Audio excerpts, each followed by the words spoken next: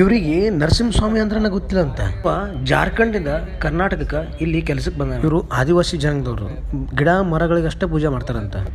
ಹರೇ ಕೃಷ್ಣ ರೀ ಎಲ್ಲರಿಗೂ. ಇವತ್ತು ಜಾರ್ಖಂಡ್ ಹುಡುಗ ದೇವ್ರ ದರ್ಶನ ಮಾಡ್ಸಕ್ಕೆ ಕರ್ಕೊಂಡು ಹೊಂಟೀನಿ. ಶ್ರೀರಂಗಪಟ್ಟಣದಾಗ ಸ್ಕೂಟಿ ಪಾರ್ಕ್ ಮಾಡಿ ಸ್ಲಿಪ್ ಇಸ್ಕೊಂಡು ಬಸ್ ಹತ್ತಿದ್ವಿ. ಟಿಕೆಟ್ ಬದಲಿ ಒನ್ ಡೇ ಪಾಸ್ ತೆಗಿಸಿ ಪಟ್ನಾ ಬಿಟ್ವಿ. ಬಸ್ ಒಳಗೆ ಕುಂತು ನಾಮ ಜಪ ಮಾಡ್ತಾ ಮೈಸೂರು ಬಂದಿದ್ದ ಗೊತ್ತಾಗ್ಲಿಲ್ಲ ರೀ.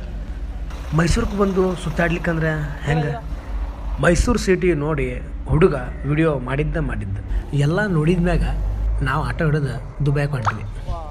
ಹೌದು, ದುಬೈ ರೀ, ಮೈಸೂರಾಗಿತ್ತು ಅಂದ. ನೀವು ಬಂದು ನೋಡ್ರಿ. ಈ ಮಾಲ್ ಹೆಂಗಿತ್ತಂದ್ರೆ ಸೇಮ್ ದುಬೈ ಫೀಲಾಗಿ ಕೊಡ್ತೀರಿ ನಮಗೆ. ಬೇಕಾದ್ರೆ ನೋಡ್ರಿ ಇಲ್ಲಿಗೆ ನೀವು. ವಾವ್, ಅಬೀಬೆ ಕಮ್ ಟು ದುಬೈ ಅಲ್ಲ ಮೈಸೂರು. ದೇವ್ರು ನೋಡೋಕೆ ಈ ಮಾಲಿಗೆ ಬಂದೀವ್ರಿ.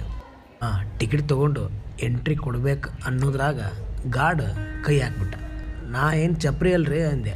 ನೋ ಸರ್, ಇಲ್ಲಿ ಬರೀ ಚಪ್ರಿಗಳಿಗೆ ಮಾತ್ರ ಎಂಟ್ರಿ ಅಂತ ಸುಮ್ಮನೆ ಜೋಕ್ ಮಾಡಿದೆ. ನನ್ನ ತಕ ಪವರ್ ಬ್ಯಾಂಕ್ ಇತ್ತು, ಅದು ಒಳಗೆ ಅಲೋ ಇರಲಿಲ್ಲ.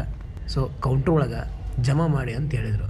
ಫೈನಲಿ ದೇವಸ್ಥಾನ ಒಳಗೆ ಎಂಟ್ರಿ ಕೊಟ್ಟಿವಿ. 3D ಗ್ಲಾಸ್ ಹಾಕೊಂಡು ನೋಡ್ಬೇಕಲ್ಲ ದೇವ್ರನ್ನ. ಎಲ್ಲರಿಗೆ ಇದು ಸಿನಿಮಾ ಹಾಲ್, ಆದ್ರೆ ವೈಷ್ಣವರಿಗೆ, ಕೃಷ್ಣ ಭಕ್ತರಿಗೆ ಇದು 2 ಗಂಟೆ ದೇವ್ರ ಗುಡಿ ಆಗಿರುತ್ತೆ. ಈ ಹುಡುಗ ಹಿಂದಿ ಅರ್ಥ ಆಗಲಿ ಅಂತೇಳಿ ಹಿಂದಿ ವರ್ಷನ್ ಮೂವಿ ನೋಡಕ್ಕೆ ಬಂದೇವ್ರಿ.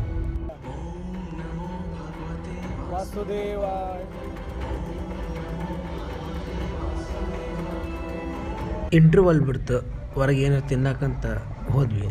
ಅಲ್ಲಿ ರೇಟ್ ನೋಡಿ ಹೆಂಗೆ ಬಂದಿವಿ ಹಂಗೆ ವಾಪಸ್ ಹೋದ್ವಿ.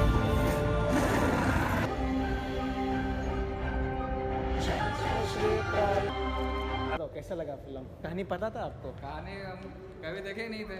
अच्छा, जो पहले सोच रहे थे, हाँ, अब वैसे तो अभी सोच बदल दिया. कुछ सोच थोड़ा डिफरेंट हो गया. अच्छा. ಭಗವಂತನ ದರ್ಶನ ಮುಗಿಸ್ಕೊಂಡು ಒಂದು ಪೈನಾಪಲ್ ಜ್ಯೂಸ್ ಕುಡಿದು ಈ ವ್ಲಾಗನ್ನ ಇವತ್ತು ಇಲ್ಲೇ ಎಂಡ್ ಮಾಡ್ತೀವಿ. ಹರೇ ಕೃಷ್ಣ, ಹರಿ ಬೋ.